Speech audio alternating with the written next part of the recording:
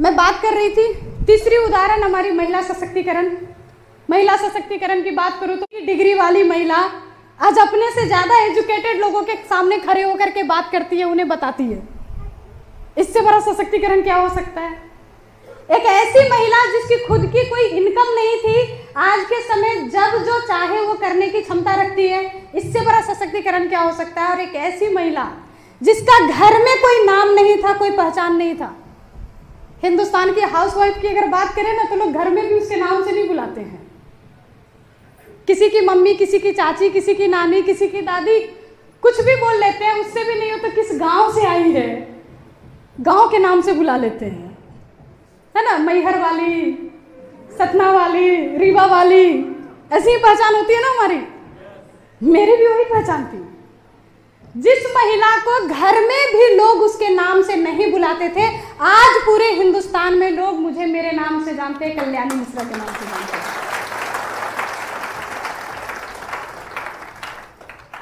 ये सिर्फ और सिर्फ आरसीएम के वजह से संभव हुआ।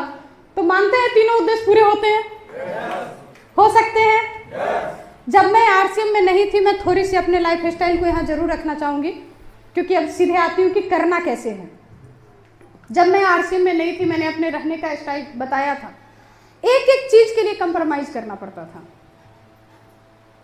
मुझे याद है जब हम लोग कहीं निकलते थे घर से बाहर सफर करने के लिए, तो ट्रेन जब गुजरती थी ना सामने से, तो सामने वाले पहले 2-3 बोगी में काले रंग का शीशा लगा होता था, और उस शीशा के अंदर कुछ दिखता ही नहीं था कभी।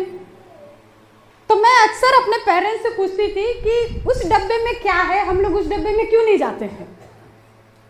तो मेरे पेरेंट्स अक्सर बोलते थे कि बेटा, उस डब्बे में वो लोग जाते हैं जो 2 नंबर से पैसा कमाते हैं। क्योंकि देखो, आम आदमी का सोच होता है अमीर बनने के लिए बेईमानी करना पड़ेगा, चोरी करना पड़ेगा, किसी का बुरा करना पड़ेगा। ईमानदारी से अमीर बनना नहीं जा सकता है, ये आम आदमी की सोच होती है। तो मुझे भी वैसे ही बताया जाता था। लेकिन प्राउड के साथ बोलती हूँ, 17 साल से लोगों के जीवन में स्वास्थ्य रक्षा पे काम किया है, लोगों के जीवन में इनकम लाने का काम किया है, लोगों के घर में खुशियां लाई हूं। और आज मेरी जो भी सफर होती है वो काले शीशे वाले डब्बे के अंदर ही होती है। यानी तो हवाई जहाज में होती है, और जहां दोनों में से कुछ संभव नहीं है, वहां खुद की गाड़ी में फुल एसी चला करके जाते हैं सफर करने के लिए। ये अगर संभव हो पाया है तो सिर्फ और सिर्फ आरसीएम से हो पाया। मतलब आप अपने जीवन में जो चाहते हो सब देने की क्षमता इस सिस्टम में है। लेकिन मिलेगा कैसे? अगर सिस्टम में है तो ऐसा थोड़ा है कि जिस वक्त हम ज्वाइन किया और लोगों ने नहीं ज्वाइन किया था। बहुत सारे लोगों ने ज्वाइन किया था। जिस बंदे ने मुझे आरसीएम ज्वाइन कराया था, वो आज लोगों के घरों में शादियों में फोटो खींचता है। मैंने उससे आरसीएम को जाना था, लोग मेरे साथ फोटो खिंचवाते हैं। सिस्टम वही है, कंपनी वही है, प्रोडक्ट वही है, लीडर्स वही हैं, फिर ये अंतर क्यों है? अभी 2 उदाहरण हमारे पास आए कि इतने कम समय में, आरती जी आपका नाम है ना, आरती जी, स्वाति जी, महिला होकर के ये लोग इतने कम समय में रॉयल्टी का लेवल ऐसे चेंज कर रही है जैसे कि लोग ताश के पत्ते फेंकते हैं, उस तरह से, इतना आसानी से। क्यों हो पा रहा है?